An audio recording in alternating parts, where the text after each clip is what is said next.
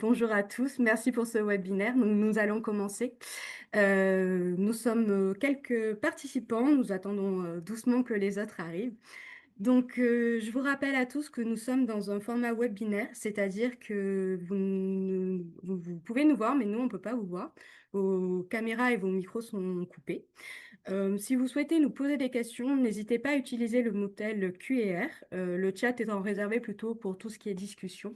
Donc, nous répondrons à vos questions dès que nous aurons le temps dédié à ce moment.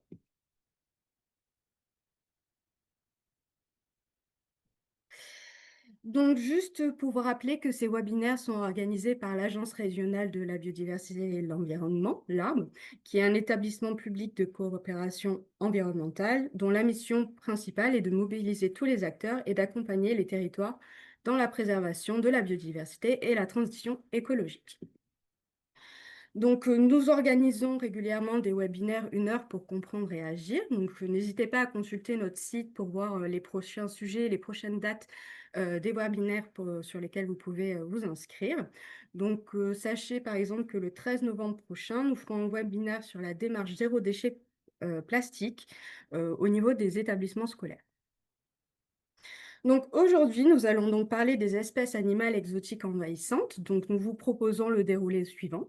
Donc après une petite introduction, Corinne Dragon vous parlera de l'état des lieux des espèces animales exotiques envahissantes en région. Donc c'est un travail que nous avons porté à l'Arbe. Ensuite, Julia Gazanière et Christian Bovin de la Frodon vous parleront du frelon asiatique ou du frelon à pattes jaunes. Et ensuite, nous ferons un petit focus sur la fourmi électrique. C'est Olivier Blight qui nous présentera ce sujet-là et qui fait partie de l'IMBE. Nous répondrons ensuite à vos questions et réponses. Sachant aussi que nous ferons un petit temps de questions-réponses juste après l'intervention sur le frelon asiatique et spécifiquement sur le frelon asiatique. Donc, avant de commencer ce webinaire, quand on parle d'espèces exotiques envahissantes, on parle de quoi? C'est important de rappeler la définition parce qu'on entend souvent ce terme-là, mais on ne sait pas vraiment derrière quelles sont des espèces exotiques, quelle est la différence entre exotique, envahissant, etc. Donc, pour qu'on parte tous avec la même définition, je vous rappelle donc qu'une espèce animale exotique envahissante, c'est une espèce qui est exotique, donc elle est non indigène sur notre territoire et qu'elle a été introduite par l'homme. C'est vraiment cette cette notion d'introduction par l'homme qui est importante dans cette définition, que l'introduction soit volontaire ou involontaire. Et pour vraiment qu'elle soit considérée comme exotique envahissante, il faut qu'il y ait des conséquences écologiques, économiques et ou sanitaires qui soient négatives. Donc, pour récapituler, une espèce animale exotique envahissante, c'est une espèce qui est présente sur notre territoire, qui est exotique et qui va avoir des impacts. Lors de ce webinaire, vous entendrez également parler de la notion d'espèces animales exotiques potentiellement envahissantes. Donc là, c'est les espèces qu'on va considérer comme peu présentes sur le territoire ou absentes, qui n'ont donc pas d'impact visible pour l'instant sur notre territoire, mais qui sont reconnues ailleurs comme des espèces animales exotiques envahissantes, avec des impacts. Donc, je voulais également vous dire que face à cette problématique, la région s'est engagée, et l'ARM notamment, en animant la stratégie régionale espèces animales exotiques envahissantes aux côtés de nos partenaires, donc en particulier la DREAL, la région sud de l'OFB, mais également le CBN-MED, le Seine Provence-Alpes-Côte d'Azur. Donc, cette stratégie qui a été publiée l'année dernière comporte plusieurs parties, dont des parties qui peuvent aujourd'hui vous intéresser, notamment la liste des espèces exotiques envahissantes et potentiellement envahissantes de notre région. On va y revenir dessus avec Corinne. Et ensuite, au sein de stratégie, nous avons également le plan d'action avec toutes les actions qui sont nécessaires à mettre en œuvre pour enrayer l'introduction de nouvelles espèces et enrayer les impacts que nous pouvons avoir en région. Dans ce plan d'action, il y a une fiche action qui nous indique qu'il faut que nous créions une fiche indicateur sur ce sujet-là, en Provence-Alpes-Côte d'Azur. Et c'est l'Observatoire régional de la biodiversité au sein de l'Arbre qui s'en est chargé. Et c'est aujourd'hui ce travail que Corinne Dragon va vous présenter. Merci Pauline. Bonjour à toutes et tous. Du coup, la fiche indicateur de l'Observatoire régional de la biodiversité dédiée aux espèces animales exotiques envahissantes en région, eh bien, elle a été alimentée à partir des 9 listes d'espèces animales exotiques envahissantes et potentiellement envahissantes qui ont été produites par les experts régionaux dans le cadre de la stratégie dédiée. Donc on a ces 9 listes, vous les avez à l'écran, mammifères, oiseaux, reptiles, amphibiens, etc. Et cette fiche indicateur, elle a été aussi nourrie à partir de bases de données d'occurrence espèces pour la production de cartes de distribution de la richesse en espèces animales exotiques envahissantes et potentiellement envahissantes en région. Je le détaillerai ensuite. Slide suivante. Donc, à partir de ces informations, on peut avoir un certain nombre d'éléments chiffrés, à savoir quel est le nombre, voilà, d'espèces exotiques envahissantes et potentiellement envahissantes, quel est le nombre de ces espèces par liste, mammifères, oiseaux, et également par catégorie, puisque les espèces, en fonction de leur fréquence et de leur abondance en région, elles sont classées, pardon, en différentes catégories. C'est le schéma que vous voyez à l'écran. On distingue 3 catégories pour les espèces animales envahissantes, majeures, modérées, émergentes, et 2 catégories pour les espèces exotiques potentiellement envahissantes, alerte, prévention. Par exemple, le ragondin, c'est une espèce envahissante qui est classée en majeure. C'est une espèce qui est très fréquente et qu'on rencontre en abondance sur le territoire régional, à l'inverse d'une espèce envahissante émergente, comme la fourmi électrique qu'on va voir juste après, qui est une espèce qui est peu fréquente en région, mais là où elle est présente en abondance. Après, on peut aussi regarder au sein de ces espèces envahissantes lesquelles sont réglementées à l'échelle nationale. Ce qui nous permet de, slide suivante, d'avoir les informations chiffrées suivantes. On a donc 120 espèces animales exotiques envahissantes ou potentiellement envahissantes qui sont présentes en région Provence-Alpes-Côte d'Azur. Parmi elles, 31 sont envahissantes, c'est dur à dire, et 89 sont potentiellement envahissantes. Au sein de ces espèces envahissantes, il y en a 6 qui sont en catégorie majeure, 19 en catégorie modérée et 6 en catégorie émergente.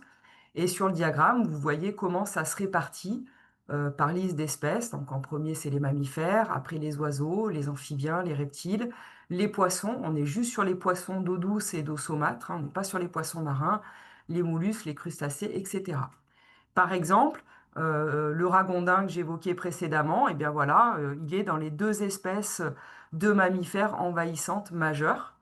On a aussi, voilà, 2 espèces d'oiseaux envahissantes modérées, l'exemple de la perruche à collier, ou encore 3 espèces de mollusques envahissants émergents comme la moule quagga.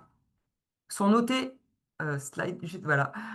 On a précisé aussi sur ce graphique les espèces qui sont en prévention. Il y a 41 espèces qui sont en prévention.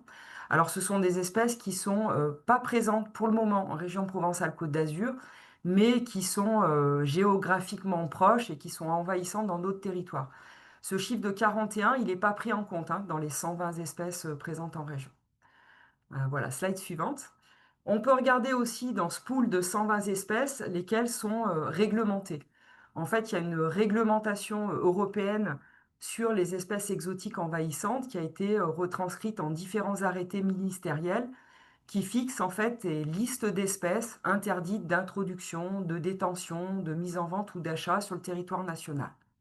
Et donc, sur nos 120 espèces présentes en région, eh bien 36 d'entre elles sont réglementées en France. Il y en a une soixantaine à peu près en France.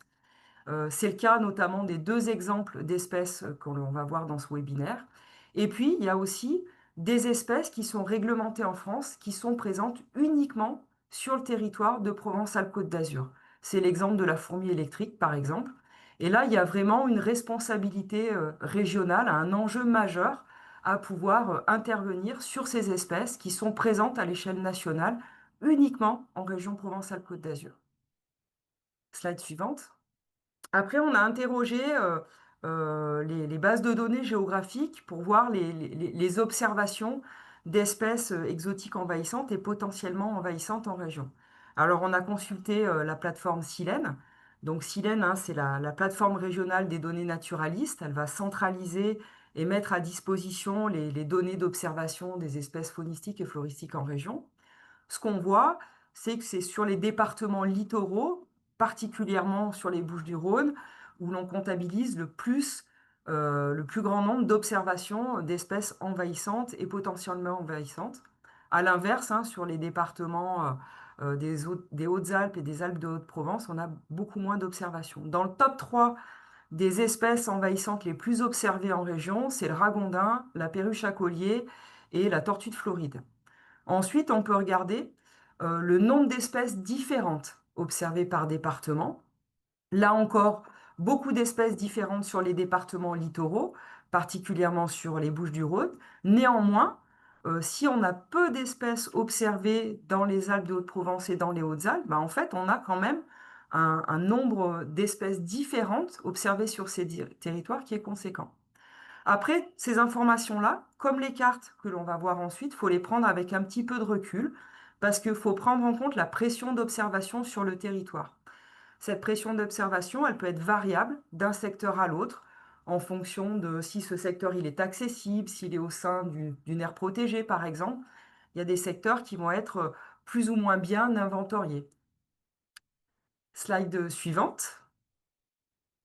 Après, toujours en utilisant la base de données Silène, on a produit une carte de répartition de la diversité en espèces animales exotiques envahissantes en région Provence-Alpes-Côte d'Azur. L'idée, c'est de voir les secteurs en région, c'est des petites mailles de 5 km², où se concentre la plus grande diversité en espèces animales exotiques envahissantes. Ça, on a pu le faire que pour les espèces des listes les mieux connues, mammifères, oiseaux, reptiles, amphibiens, mollusques. On ne l'a pas fait pour les autres listes d'espèces comme les crustacés ou les autres arthropodes, parce que les données, en fait, elles sont trop partielles, trop insuffisantes pour le moment dans la base de données Silène. Donc, si on a 11 espèces hein, recensées au sein de ces 5 listes, et si l'on regarde les secteurs où, voilà, où se concentre la plus grande diversité, ça va être le sud-ouest du Vaucluse, du département de Vaucluse, le littoral, beaucoup les Bouches-du-Rhône, le pourtour de l'étang de Berre, le complexe entre la Camargue et l'Accro, le littoral au niveau de Hyères, au niveau de Fréjus, le littoral maralpin également. Donc globalement, la partie méditerranéenne du territoire régional est beaucoup plus impactée par la présence d'espèces exotiques envahissantes. C'est là où finalement se concentre plus du tiers de la population régionale, là où se concentrent aussi les activités, hein, les activités humaines, avec des milieux voilà, urbanisés ou modifiés qui concentrent voilà, des voies de communication, d'échanges commerciaux qui vont être propices à l'introduction et à l'installation de ces espèces exotiques envahissantes.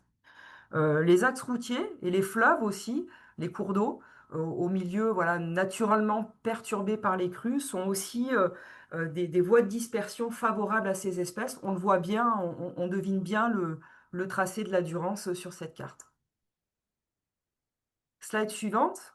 Là, on a fait une analyse un peu plus spécifique, c'est-à-dire que on a pris les mêmes listes d'espèces, mammifères, oiseaux, reptiles, amphibiens, mollusques, et on a ajouté les espèces de la liste poissons.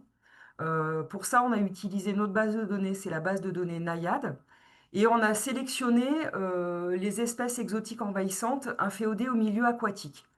Donc on en a retenu 31, dont 10 espèces exotiques envahissantes et 21 potentiellement envahissantes. Donc là, on voit juste la carte sur les espèces exotiques envahissantes, donc les 10 espèces.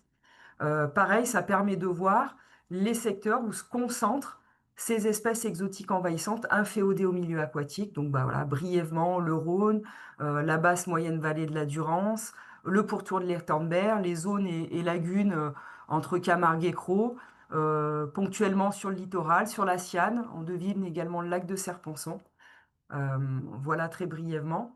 À savoir aussi que, il y a aussi certaines espèces, certains taxons qui sont connus en région, mais qui ne sont pas encore identifiés dans la base de données Silène. Vous avez l'exemple de la moule quagga là, si vous détaillez la carte. Slide suivante. Voilà, je vais en rester là pour ce très bref exposé. Vous retrouverez toutes ces informations ainsi que d'autres informations, des exemples, d'autres cartes dans la fiche indicateur qui a été produite par l'Observatoire régional de la biodiversité. C'est un document de 11 pages. Voilà, vous pouvez le consulter, le télécharger sur le site de la RBE. Pauline va mettre le lien dans la partie QR ou le chat, je ne sais plus. Mais voilà, et ce document, il sera amené à voilà, être mis à jour hein, en fonction aussi de la mise à jour des listes d'espèces de la stratégie régionale espèces animales exotiques envahissantes, sachant qu'on s'attend voilà, à une augmentation voilà, du nombre d'espèces en région. Il y a des travaux nationaux hein, qui ont montré que la plupart des départements en France on voit leur nombre d'espèces exotiques envahissantes, faune et flore, augmenter d'environ 14 espèces tous les 10 ans. Voilà, je vous remercie de votre attention. Merci beaucoup, Corinne. Je viens de mettre le lien de la fiche indicateur dans le chat. Merci. Je laisse la parole pour le frelon.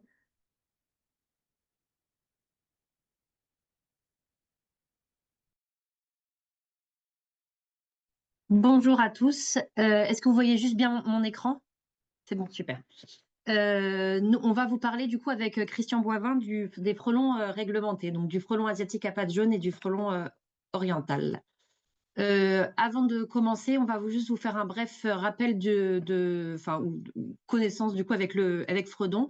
Donc Fredon, on est un réseau, donc on est présent au niveau national, donc il y a une Fredon par région et on est un organisme à vocation sanitaire, donc OVS. Et nos missions d'activité se situent dans 3 champs d'activité différents qui sont la santé du végétal, la santé de l'environnement et la santé des hommes, ce qu'on appelle l'approche One Health.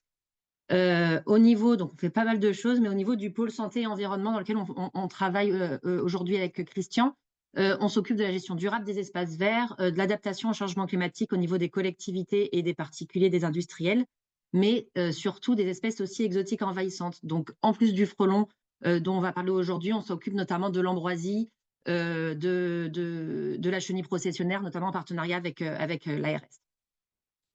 Donc, pour le frelon, aujourd'hui, les enjeux sont multiples. Donc, c'est d'abord un problème sanitaire pour les apiculteurs. On a des problématiques au niveau aussi de la protection de la biodiversité et de la protection des populations. Je vais laisser la parole à Christian qui va vous expliquer un peu plus en détail, du coup, notamment la biologie du frelon et aussi tous ces enjeux.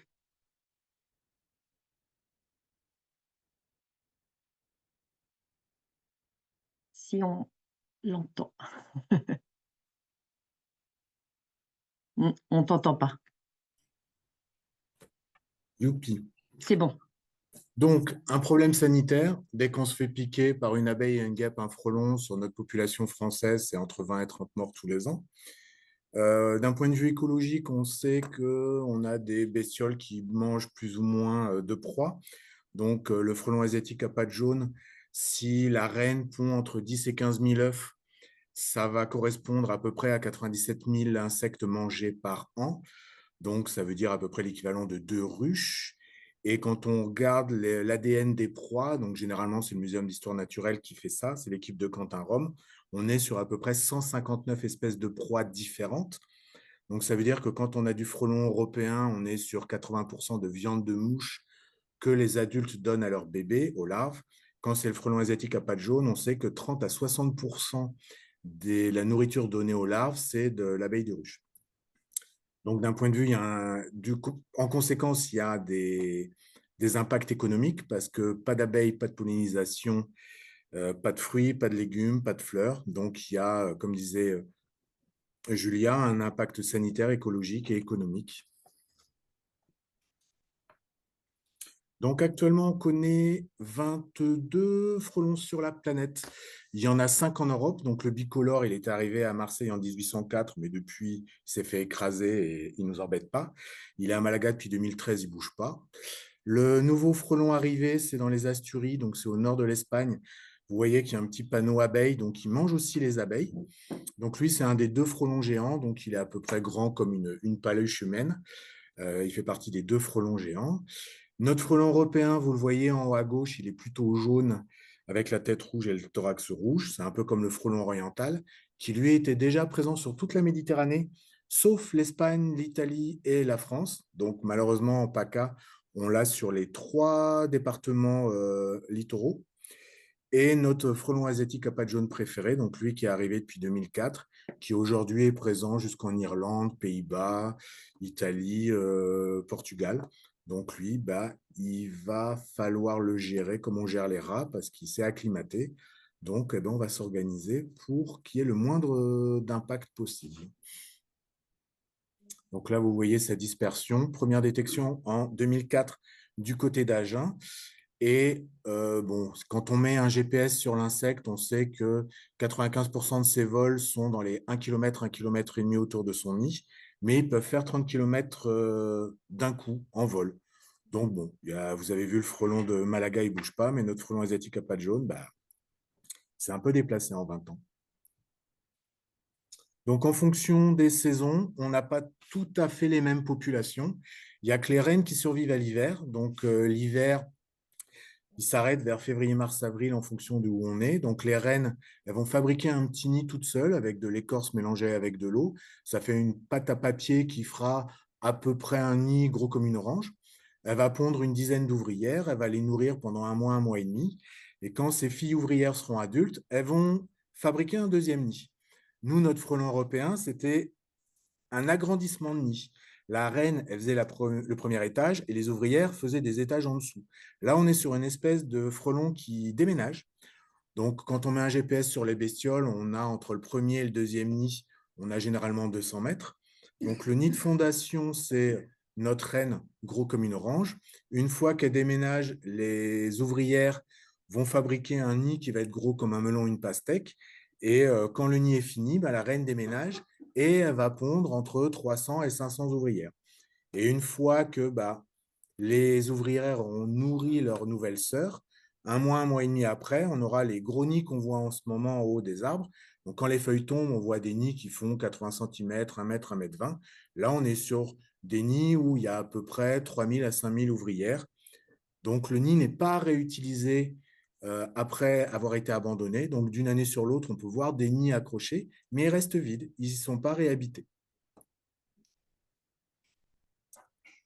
Les saisons. Donc, vous voyez la même chose, mais en fonction de l'hiver, le printemps, l'automne et l'été.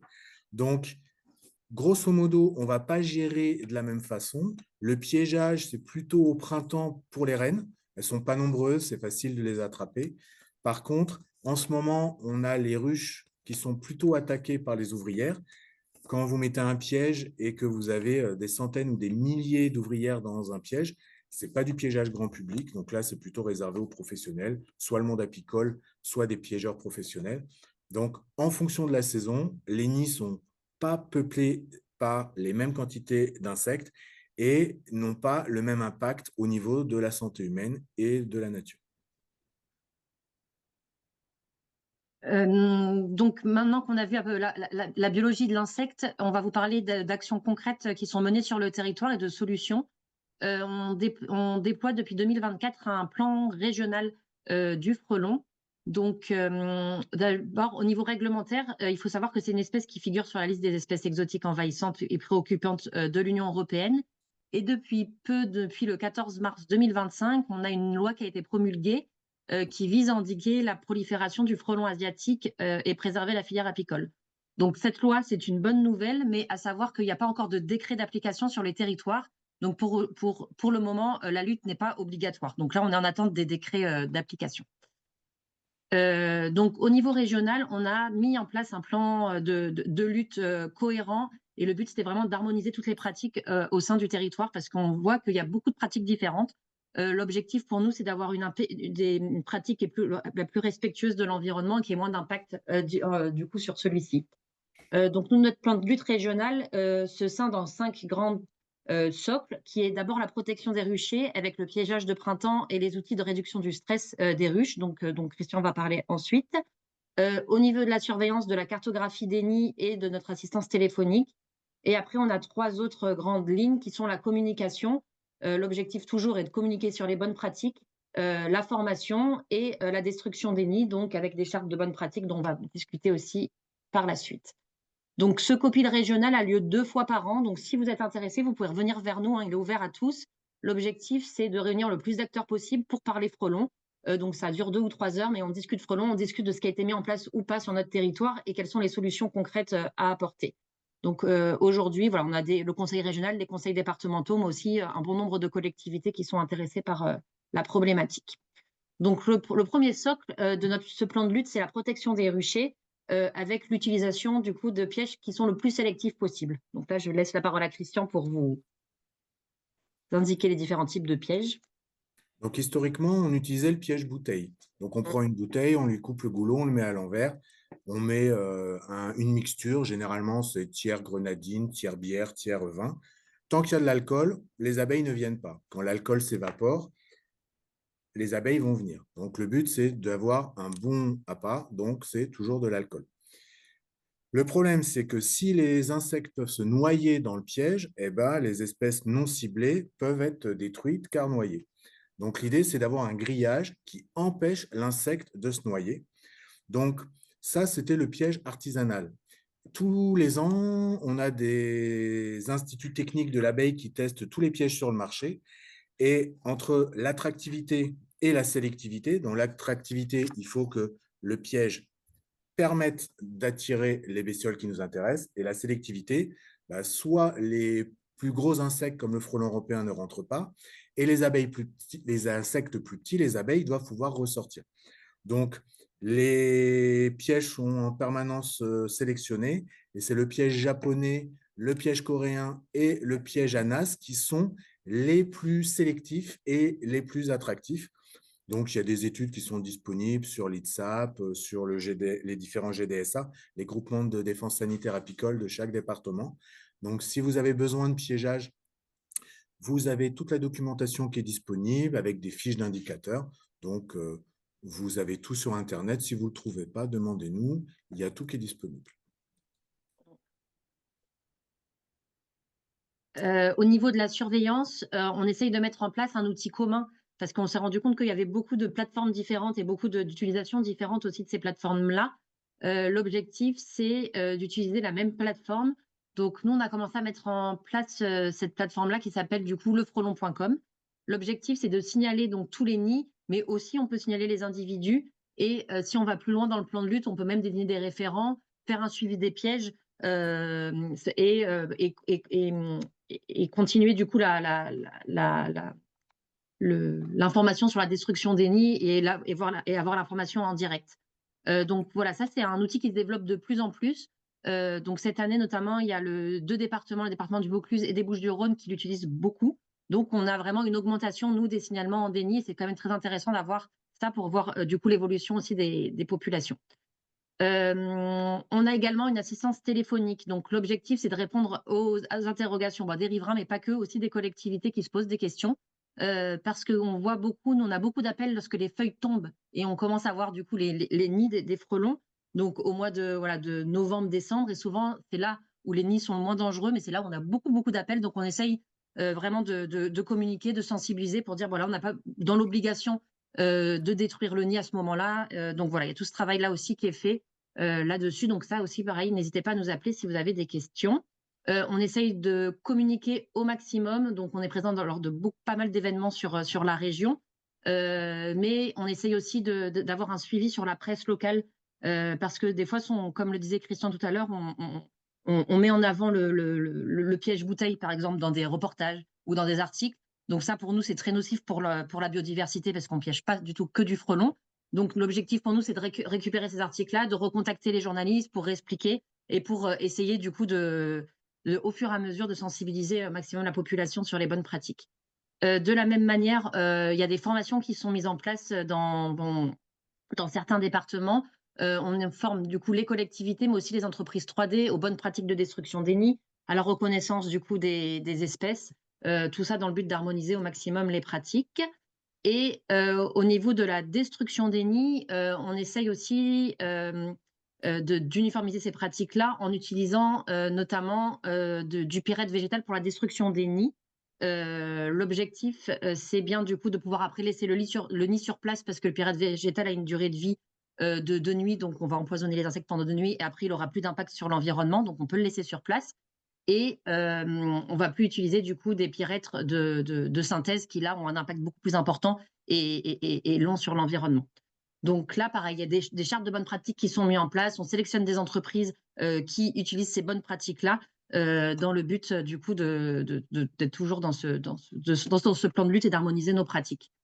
Voilà. Et donc, certains départements, notamment le département des Bouches-du-Rhône, ont mis en place un plan de lutte complet où on peut, du coup, signaler un nid sur la plateforme lefrelon.com.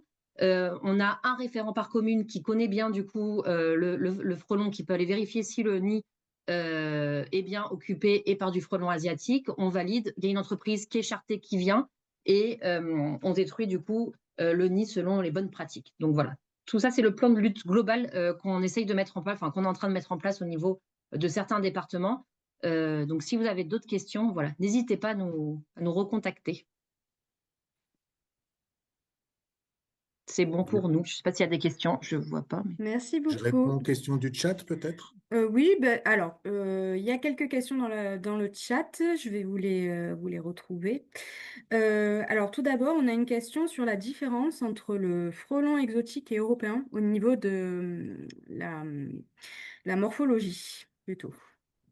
Alors, il n'y a plus la diapositive, mais le frelon européen, il est jaune. Le frelon asiatique, il est noir. Voilà.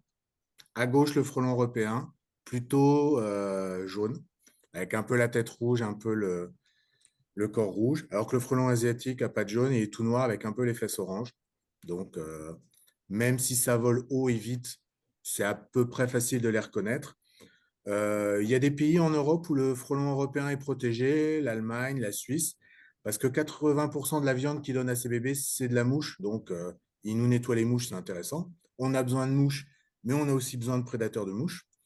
Par contre, pourquoi le frelon asiatique à pattes jaunes et le frelon oriental sont espèces exotiques envahissantes? C'est-à-dire que eux, 30 à 60% de la viande qu'ils donnent à leur larve sont des abeilles. Donc, on a besoin d'abeilles, donc on a choisi notre camp. Tant pis pour les mouches et vive les abeilles. Je rebondis sur une question qui a été posée dans le chat, à savoir est-ce que le frelon asiatique s'attaque-t-il aux abeilles sauvages? Et sinon, sait-on pourquoi? Un chasseur prédate en fonction de ses besoins qui varient en fonction de l'écosystème. C'est-à-dire que le Muséum d'histoire naturelle, le monde apicole a fait des analyses d'impact et qu'on soit plutôt en forêt, plutôt en jardin, plutôt dans tel ou tel écosystème, 30 à 60% de la viande qui est donnée par le frelon asiatique à pattes jaunes à ses larves, c'est de l'abeille. Et il y a 159 proies différentes. Donc, ça peut être des abeilles sauvages, des abeilles domestiques, des araignées, des criquets. Donc, en fonction de notre écosystème, si on est dans un coin en bord de rivière qui est très riche en insectes, l'impact sera très important sur cette diversité-là. Si on est dans un endroit où il n'y a que des ruches, le frelon, quand il n'a plus rien à manger, il va dévaster les ruches. Donc, ça dépend de ce qu'il y a à manger dans le coin. Mais quand on met un GPS sur les insectes, on voit à peu près ce qui se passe. Donc, le frelon asiatique à pattes jaunes, 95% de ses vols durent moins d'1 heure et sont dans les 1 à 2 km autour de son nid. Donc, quand vous voyez un nid, vous le mettez sur la plateforme. Ça me permettra, pour la période de piégeage, de bien mettre les nids, soit au printemps, soit à l'automne, soit l'année d'après. Par contre, le piégeage de printemps pour les rennes, tout le monde peut le faire parce qu'il n'y a pas beaucoup de monde. C'est des pièges où il y aura très peu de rennes. Par contre, en ce moment, c'est le piégeage d'automne. Il y a énormément d'ouvrières. Et une ouvrière, quand elle est piégée, elle va envoyer une phéromone d'alerte pour demander au secours aux autres frelons. Donc, c'est très pratique pour piéger parce que ça va attirer les autres frelons. Par contre, nous, si on met un piège avec des enfants, avec des non-professionnels, ça peut être très dangereux. Donc, le piégeage d'automne est réservé aux professionnels. Et comme bonne pratique, il faut faire aussi attention aux phéromones utilisés. Le frelon asiatique à pattes jaunes utilise à peu près 95 odeurs différentes. Et quand le frelon va se rendre compte que c'est un piège, il va mettre une phéromone pour dire à ses congénères de ne pas venir. Donc, si vous voyez à l'automne un frelon qui vole autour de son piège et qui fait demi-tour plutôt que rentrer dedans, ça veut dire qu'il y a une phéromone d'alerte. Donc là, il faut nettoyer l'intérieur et l'extérieur du piège. Ce comportement-là n'est pas observé auprès des rennes. Donc, il y a à avoir le bon outil et avoir la bonne pratique. Bien surveiller ces pièges. Merci beaucoup. On a pas mal de questions aussi pour savoir où est-ce qu'on trouve ces pièges, quels sont les distributeurs, les points de commande. Et aussi, j'en profite pour poser une question dans la même thématique. Est-ce que les pièges distribués par le SAV 84 sont-ils efficaces? Tous les pièges sont efficaces. Le problème, c'est la sélectivité, en fait. À partir du moment où on met du sucre, tous les insectes aiment le sucre. Donc, le problème, c'est pas de mettre du sucre, c'est de mettre de l'alcool. Quand il y a de l'alcool, les abeilles vont pas venir. Donc, jamais d'alcool trop fort. Il ne faut pas dépasser les taux d'alcool du vin, sinon ça va désactiver la fermentation quand on a de la bière. Donc, vous faire votre grenadine, votre bière, votre vin et tout ira bien. Par contre, il faut mettre de l'alcool 1 à 2 fois par semaine parce que quand l'alcool s'est évaporé, comme 80% des abeilles qu'on connaît, elles sont terricoles et ça ressemble à des petits moucherons. Si vous avez un magma d'insectes, des fois, c'est des abeilles sauvages à l'intérieur. Donc, il faut faire très attention à l'appât. Ensuite, où trouver les pièges? Ben, partout. Vous avez plein de modèles de pièges. S'il vous plaît, prenez les pièges qui ont été sélectionnés par le monde professionnel apicole. C'est-à-dire que sur la diapositive, les pièges japonais, les pièges coréens et le piège Anas sont les plus sélectifs. C'est-à-dire qu'ils empêchent tout ce qui est plus gros de rentrer et ils permettent à tout ce qui est plus petit de sortir. Donc, ça a été étudié pendant des années par des scientifiques. Donc, c'est les pièges les plus sélectifs. Ensuite, en fonction de où vous habitez, il y a des plans de lutte qui fournissent les pièges. Si vous êtes dans les Bouches-du-Rhône, le plan départemental paye les pièges. C'est-à-dire que si vous habitez dans les Bouches-du-Rhône, c'est le département qui vous donne les pièges. Donc, c'est des distributions en mairie. C'est des distributions par le groupement de défense sanitaire. Et quand vous êtes dans le Vaucluse, on est sur le piège à NAS, c'est-à-dire que dans le Vaucluse, vous n'avez pas le piège, vous avez la grille qui est distribuée. Donc, vous voyez sur le piège en bas à droite, la grille que distribue notre syndicat apicole vauclusien préféré, c'est la grille jaune qui est distribuée. Donc, cette grille jaune-là, vous la mettez dans le bocal, dans la boîte que vous voulez, et vous n'oubliez pas d'avoir une grille entre le liquide et l'entonnoir pour éviter que les animaux se noient. Et tout ira bien. De toute façon, vous avez des fiches qui sont disponibles pour les pièges. Donc, vous faites plan de lutte 13. Vous aurez tous les outils de communication qu'ont fait le département des Bouches-du-Rhône, ou vous ferez plan de lutte 84. Et pareil, vous tomberez sur le département du Vaucluse et il y a des fiches explicatives pour les modèles de pièges et bien piégés. Merci beaucoup. Alors, je vois que le temps passe, on a encore pas mal de questions. On va essayer d'y répondre en fin de webinaire et si jamais on n'arrive pas à répondre à vos questions sur le frelon, on les enverra à nos experts et ils vous feront un retour. Nous allons du coup passer sur un sujet important qui est la fourmi électrique, petite problématique, une grosse problématique régionale. On regarde ou on passe au certificat? Je ne sais pas comment désactiver. Je ne sais pas comment désactiver mon. Est-ce que c'est bon? C'est bon. Alors, je me présente, Olivier Blight, enseignant-chercheur à Avignon Université. Donc, effectivement, je vais vous faire une petite présentation sur la fourmi électrique, donc une fourmi exotique envahissante. Je vais commencer par un contexte un peu plus général. Il y a un gros projet récent qui a été mené par des collègues à Paris pour essayer d'estimer les coûts engendrés par ces espèces exotiques envahissantes, toutes actions confondues. Et donc là, si on regarde ce graphique, si on s'intéresse aux 10 espèces qui ont les coûts économiques les plus importants à l'échelle mondiale, on retrouve nos moustiques, notamment le moustique tigre, les rats, les chats, et on retrouve en 5e position une fourmi qu'on appelle la fourmi de feu, Solenopsis invicta, qui a été récemment découverte en Sardaigne. Parmi l'ensemble des fourmis décrites, environ 16 000, il y a environ 500-520 espèces qui ont été introduites hors de leur aire d'origine, donc qui sont considérées comme exotiques.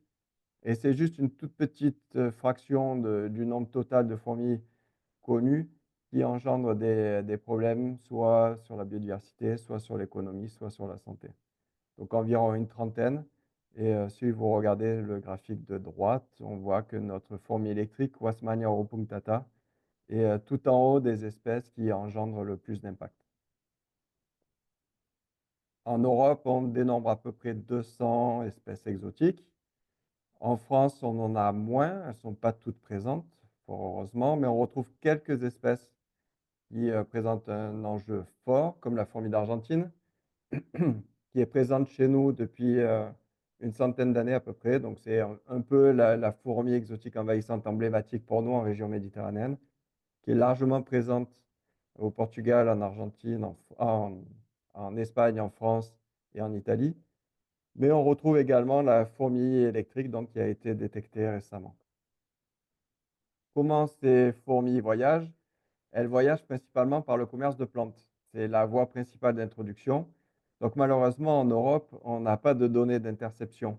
Mais si on se base sur les travaux de collègues qui ont suivi les interceptions dans des ports ou dans des aéroports en Australie, on se rend compte que, donc, que la voie principale d'introduction, c'est le commerce de plantes ornementales, le commerce de bois et également le commerce de fruits et légumes. Et donc, nous avons décidé l'année dernière et encore cette année, avec le Muséum départemental de Toulon, de mener une étude dans la région auprès des pépinières et des jardineries pour essayer d'évaluer en gros le potentiel de voie d'introduction de ce commerce-là à l'échelle régionale. Et donc, sur 25 pépinières qui ont été échantillonnées, notamment dans le Var et dans le Vaucluse, nous avons identifié une dizaine de nouvelles espèces pour la métropole, dont 3 nouvelles espèces pour l'Europe qui n'étaient pas encore connues. Donc, notamment cette espèce-là, enfin ces 2 espèces. La première, Volenovia emery, qui est une espèce originaire d'Asie et qui a été introduite aux États-Unis et qui commence à se répandre aux États-Unis, qui était totalement inconnue en Europe.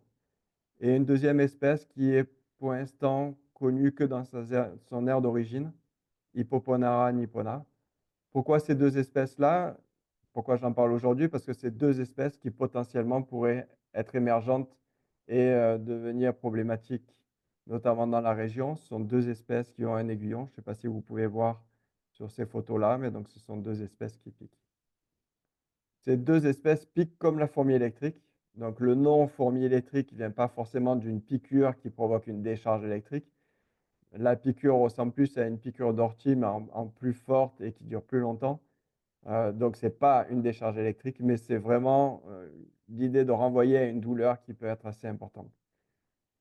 La fourmi électrique donc, a été détectée chez nous en 2022 dans une résidence à Toulon et puis plus récemment sur la commune de la Croix-Valmer, donc l'année dernière en 2024. Une deuxième population a été détectée, cette fois-ci une population un peu plus grande. Le premier foyer couvre à peu près 1,5 hectare. Le foyer de la Croix-Valmer pourrait couvrir à peu près 4 hectares. Si on regarde les coûts engendrés par les fourmis exotiques envahissantes depuis 1930, c'est 51 milliards de dollars et 80% de ces coûts sont attribués à 2 espèces, la fourmi de feu détectée en Sicile et la fourmi électrique donc qu'on a détectée chez nous. Donc il y a un enjeu fort pour la région parce que l'arrivée de cette espèce-là s'accompagne systématiquement d'une chute de la biodiversité.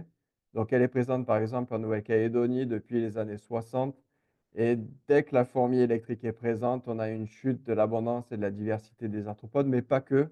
On peut avoir également des effets de répercussion sur d'autres taxons, des taxons qui peuvent être prédateurs d'arthropodes comme des reptiles, mais également des oiseaux.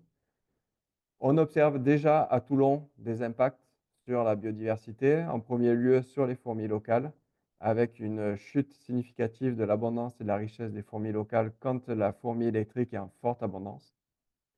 On a également des impacts importants liés aux piqûres. Donc là, vous pouvez voir des photos à gauche, donc des piqûres qui provoquent des réactions urticantes.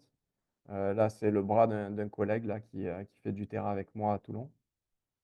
On peut avoir des impacts également pour les animaux domestiques parce que les piqûres répétées au niveau des yeux peut provoquer une altération de la cornée.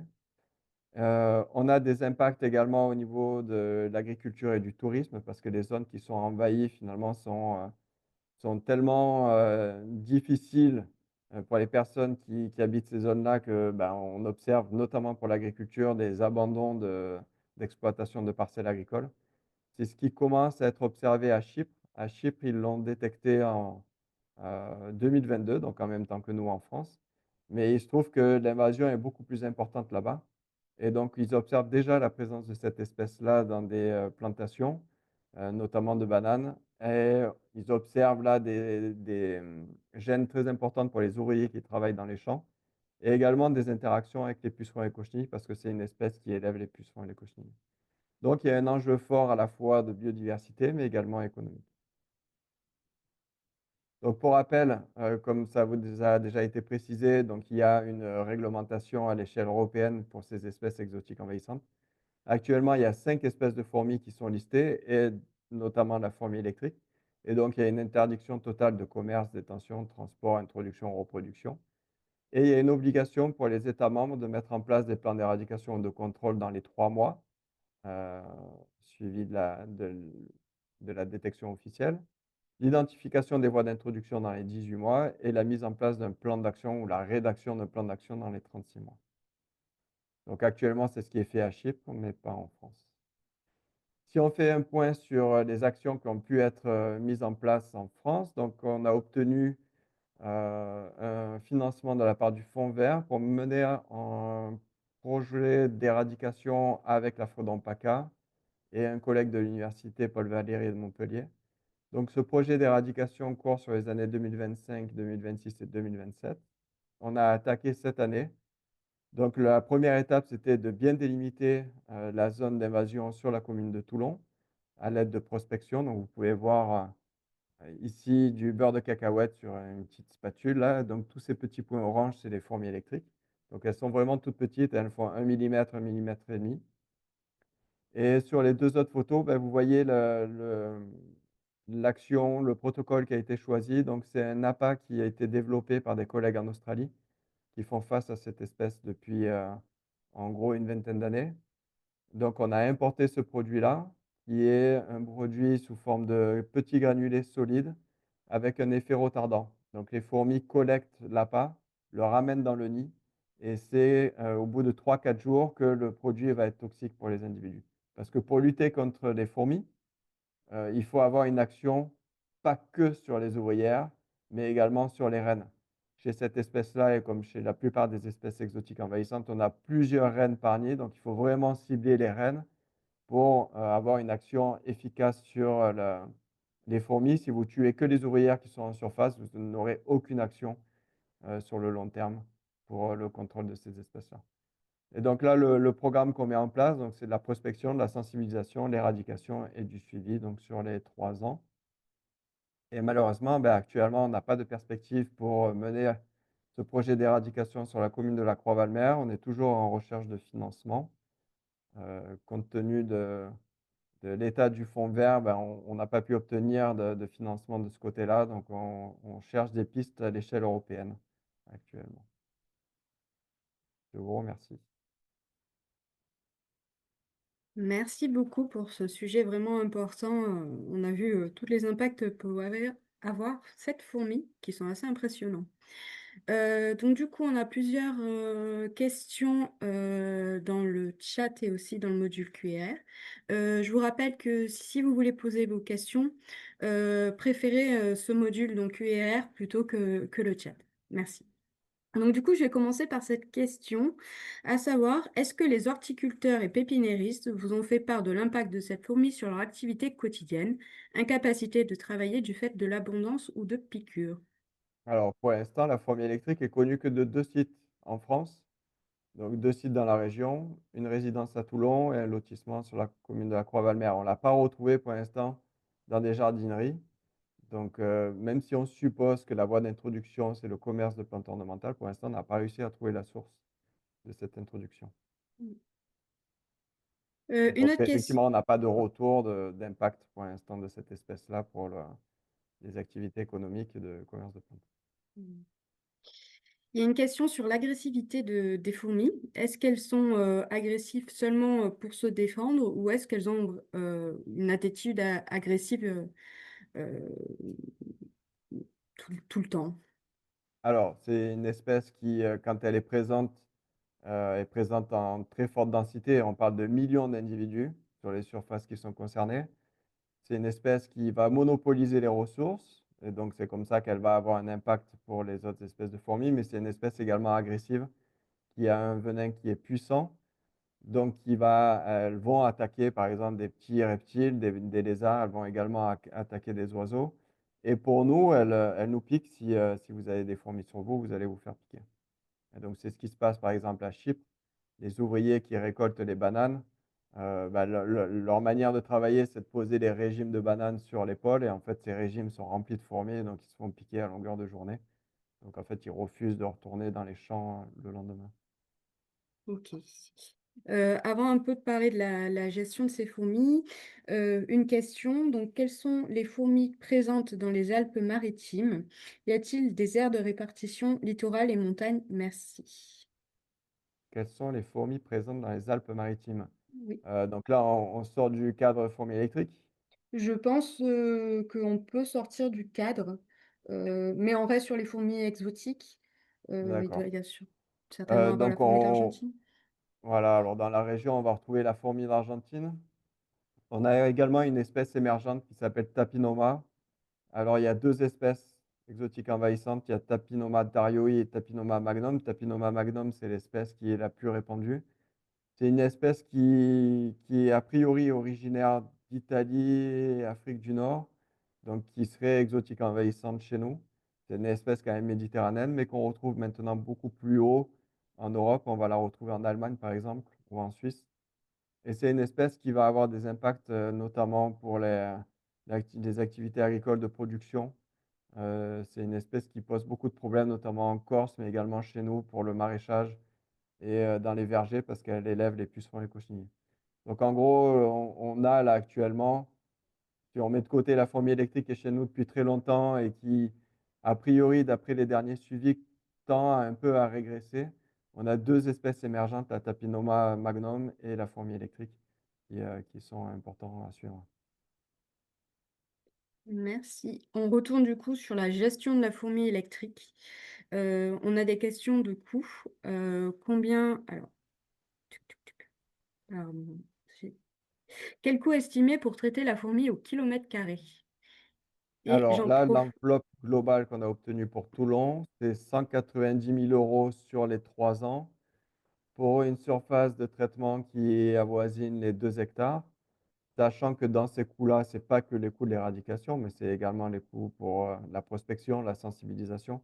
Il faut voir vraiment les programmes d'éradication comme des programmes, globaux qui ne sont pas juste, le protocole d'éradication, mais vraiment, c'est essentiel de faire du suivi, de la communication, de la sensibilisation pour d'une, éviter que cette espèce-là soit dispersée à partir de ces 2 points et également pour, faire remonter des potentielles, présences de cette fourmi-là sur le territoire. Donc c'est une action au global.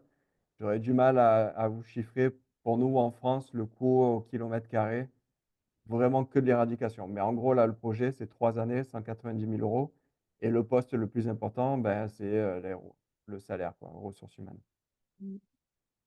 J'en profite pour ajouter que de manière globale, le coût de gestion est vraiment minime par rapport au coût des Exactement. impacts des espèces. Donc, c'est vraiment. Exactement, à titre, indicatif, en Australie, donc ils luttent contre cette espèce-là depuis 2006. Il y a 10 personnes qui sont embauchées à temps plein dans les régions du Queensland et c'est, plus de 25 millions de dollars dépensés depuis 2006 pour, une espèce qui est toujours présente et qui continue à se répandre. Donc le coût de l'inaction sera bien plus important que le coût de l'action. D'autres questions? Est-ce qu'il y a des prédateurs pour les fourmis électriques ou celles de feu? Alors, on ne connaît pas de prédateurs, dans notre région, ni même en Europe. Dans leur milieu naturel, donc c'est une espèce qui est originaire d'Amérique du Sud, Amérique centrale.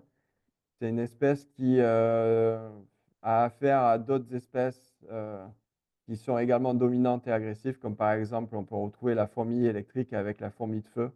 dans leur aire d'origine respective.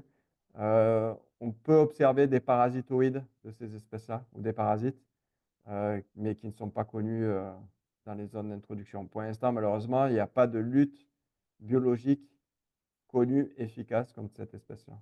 Oui. Je crois qu'il y avait une question, il me semble ne pas l'avoir posée, sur l'impact des biocides. Est-ce qu'il y a des risques d'impact collatéraux mesurables? Alors, on ne peut effectivement pas mettre de côté les risques euh, collatéraux des traitements. L'idée de ce produit-là, c'est que c'est un produit qui a été designé pour la fourmi électrique, donc qui est plutôt à base de gras plutôt que de sucre, alors que la plupart des fourmis aiment bien le sucre. Cette espèce-là aime plutôt tout ce qui est gras, donc par exemple pour faire les suivis, on utilise du beurre de cacahuète. Mais on ne peut pas mettre de côté les risques, sachant quand même que quand cette fourmi-là est présente, on observe quasiment plus rien d'autre que cette fourmi-là. Donc finalement, il pourrait y avoir des impacts du traitement, mais les impacts du traitement sont inférieurs aux impacts de cette espèce-là. Et ce qui a pu être montré à l'étranger, c'est que la biodiversité revient rapidement après le retrait de ces espèces exotiques envahissantes pour les fourmis en tout cas. Ok.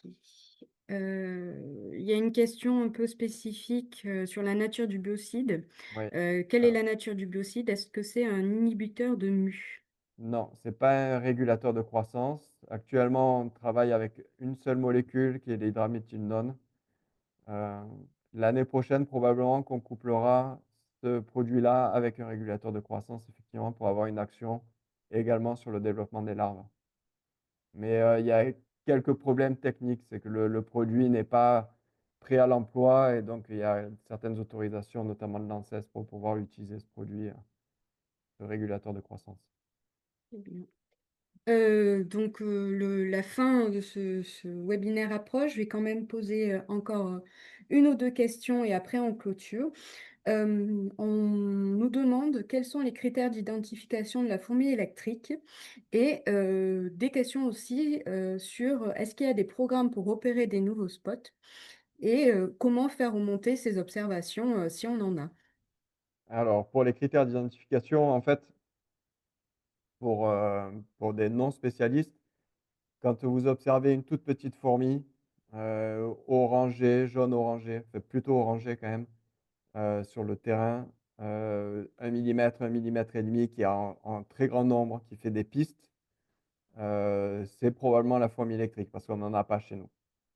Il y a des espèces qui peuvent se rapprocher, mais qui sont généralement plus grandes et qui ne se comportent pas de la même manière. Après, si vous avez du matériel pour identifier cette espèce-là, bah là, vous avez un peu les caractéristiques. Donc, il y a des épines qui sont développées sur le thorax. Mais vraiment, sur le terrain, ça va être son comportement. C'est une espèce qui se déplace relativement lentement, qui est toute petite et qui, quand elle est présente en très grand nombre. Et la Très bien. deuxième question? C'était comment on remonte ces Alors, il y a une observations et est-ce qu'il y a plateforme un programme? il y a une plateforme qui a été mise en place par le Muséum d'histoire naturelle de Paris, où on peut faire remonter des détections potentielles. Vous pouvez également m'écrire. Je reçois à chaque fois au printemps, quand les fourmis sont de nouveau actives, pas mal de mails accompagnés de photos, donc vous pouvez m'écrire. Je pense que vous devez facilement trouver mon adresse mail sur Internet professionnelle. On Vous mettra. pouvez m'écrire accompagné de quelques photos et je pourrai sur photo identifier ou pas la fourmi électrique. Très bien. Bah, je vais clôturer ce webinaire. Pour vous dire également que donc il sera disponible en replay. Nous mettrons aussi sur notre site internet les ressources qui ont été citées pour que vous puissiez y avoir l'accès et le contact de nos intervenants. Merci beaucoup d'avoir pris ce temps sur ce sujet qui nous semblait très important d'aborder et dont on a souvent beaucoup de questions. Donc j'espère que ça vous a plu et je vous dis à bientôt et bonne journée. Merci.